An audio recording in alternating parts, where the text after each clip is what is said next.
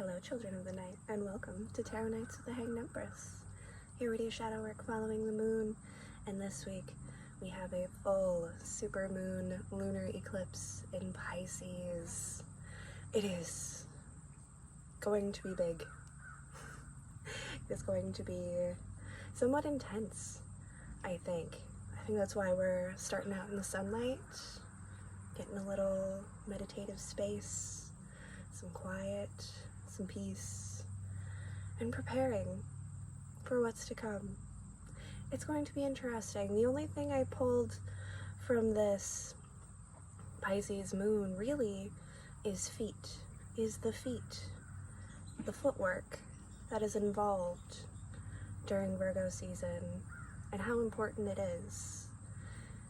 And I can see feet standing on their ground. I can see feet stepping in the right direction. I can see feet dancing to the sound of music, and I can see feet turning and running.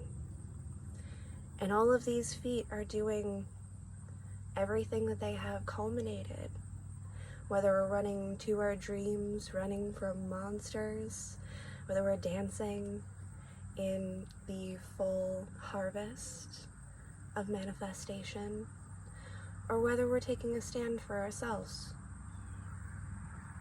Anything you do right now is going to be amazing. It's going to be important. So pay attention.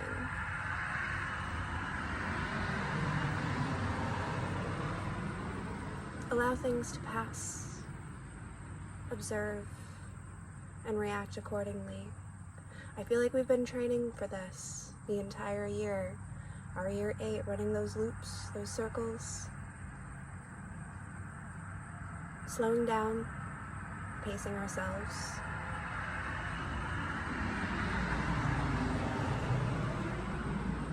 Letting things pass and not letting things slide.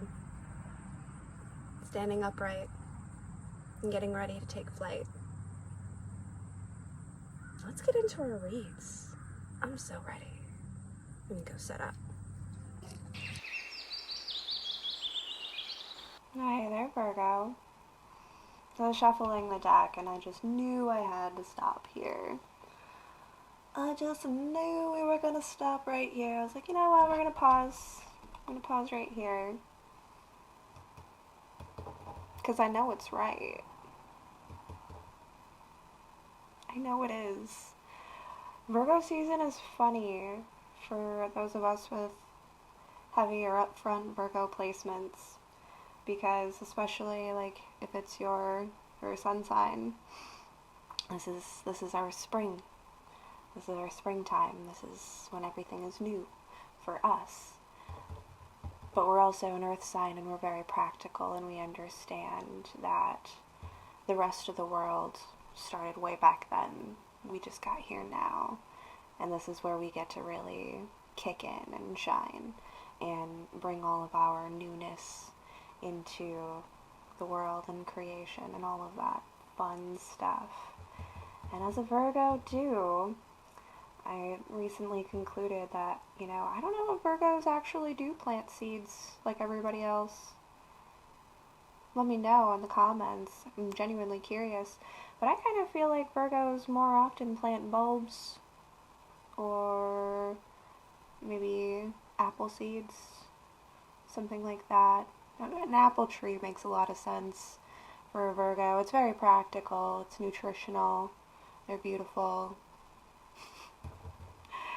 Everybody likes an apple tree, right?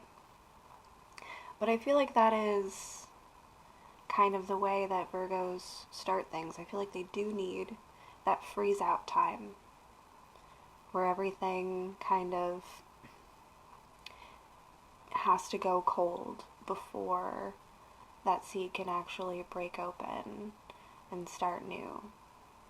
I think that's a very good metaphor for our placement, honestly, because it takes us a little while. We have to have that freeze time before we break open. But once we break open, we're the first ones to pop up. As soon as it's warm outside, the rest of the seeds are just starting to be sown, and we're flowering and blooming already. We're already breaking through ground. The first ones to break through the ground, in fact. Our seeds are the first seeds to break through the ground because we've been plotting, because we've been planning during that freeze-out time. We've accepted that we're at the end of the season of the world as it turns. However, that doesn't stop us from coming up with a really unique way to still grow.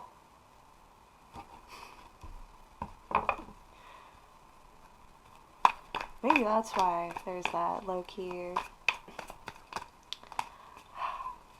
beef with Scorpio that Virgo has. You know, the most common thing is that people claim Virgos are perfectionists, but Scorpios are the true perfectionists, because Virgo's like 5% of chaos. But maybe Scorpios do perfection better, and Virgos create the illusion of transformation better through that freeze out. So maybe we're just stealing each other's best qualities. The biggest claim to fame, and the other sign owns it. You think? It's a thought. I've been tiring for like 4 minutes. Let's get some cards and see how our full moon is going. I'm probably stalling. I'm probably stalling after stopping on the tower. So absolutely certain that that's an energy to begin on. Because it's culling season. Because it's culling season. We pop out of the womb, popping heads. This is the time to nurture in all of the ways that people don't consider nurturing all of the time.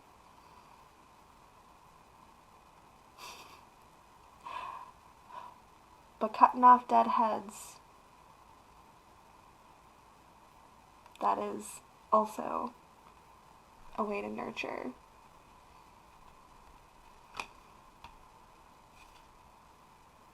Like, I know this side of the Three of Swords is supposed to be a little more hopeful with that flower, but with all of the references we've been making, like, that looks like cutting off dead heads.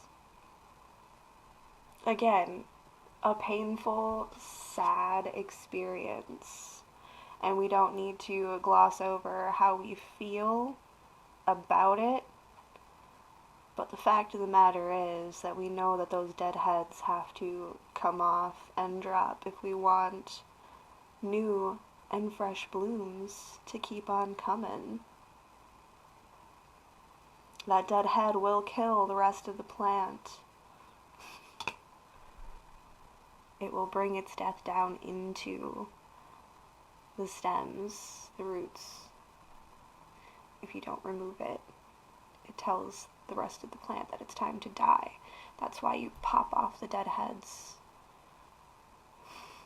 If you want to continue to keep your flowers alive.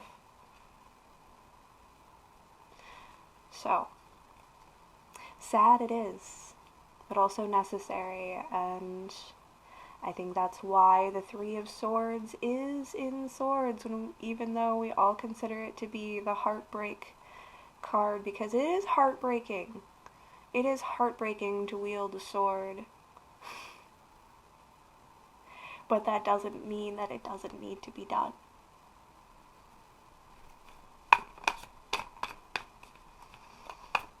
You got a lot here, Virgo.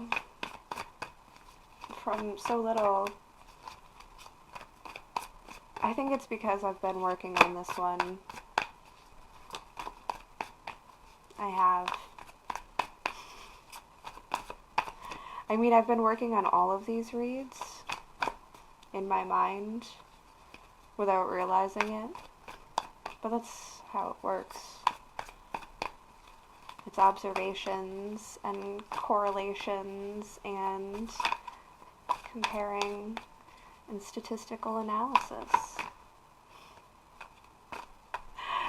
Virgos of all people at least can understand that. Magic is all smoke and mirrors. Sometimes I lead the deck and sometimes the deck leads me. Page of Pentacles. A new thought. A new beginning. A new seed. There's that bulb. Look at this. Look at this beautiful and glowing orb that I found. I think I'm going to put it in the ground and be the first to harvest at the beginning of the next season. Planning ahead.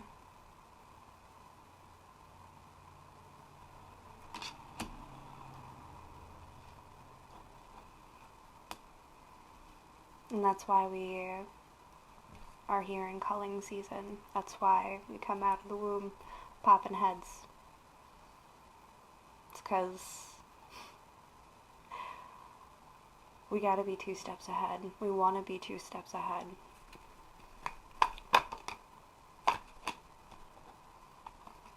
We want to come out first. We want to come out right. We want to come out strong. We want to bring everything we've got.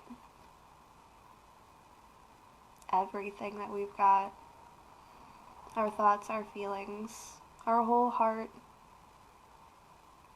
We want to put everything into these bulbs, these seeds that we are planting, because there is going to be the isolation time.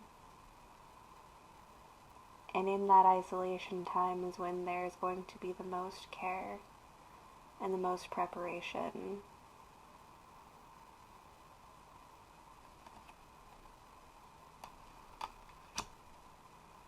Oh, we'll be ready.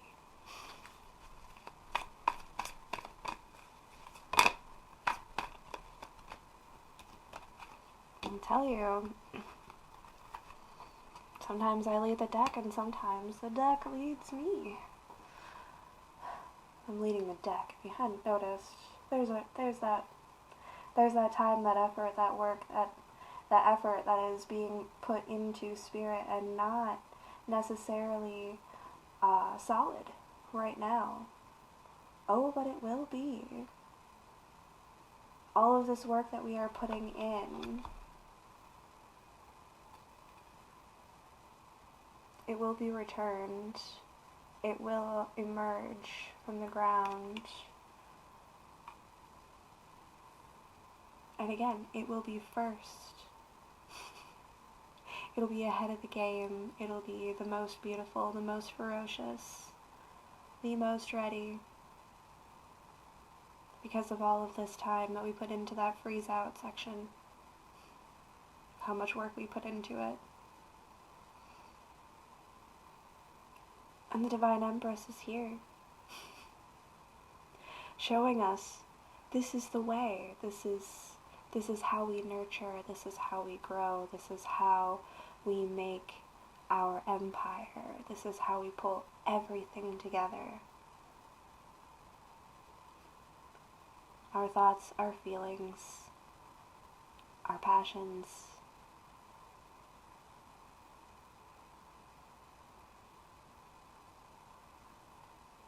It's all here for us to have and rule over.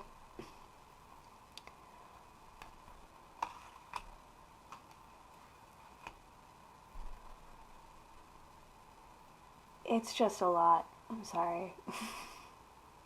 We did a lot before we got into the cards, and like the cards are just confirming even further, and it is kind of like pulling back and forth and trying to hold a balance in between worlds, because it's just so dang truthful, isn't it? Like, I really feel like I'm hitting some points here, like about the bulbs and the freeze out season and the isolation time, and how that kind of magic actually works and brings in all of the necessary alignments and abundances. It's culling season. It's time to clear out. It's time to cut off dead heads. And it is time to make room. Get prepared. And be the first ones out next season. Shining bright under the stars. Acting in truth and rulership over ourselves and our domain. It's a terrifying and exciting time, Virgos. Use every moment wisely. Don't allow yourself to get too caught up or thrown off of the path. Because we need to know, even without seeing direct and immediate results, that we are, in fact, growing and making something in perfect alignment for ourselves.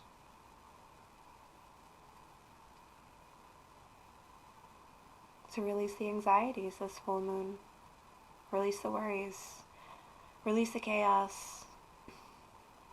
And keep yourself focused.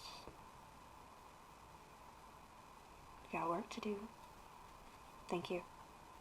We'll see you next time.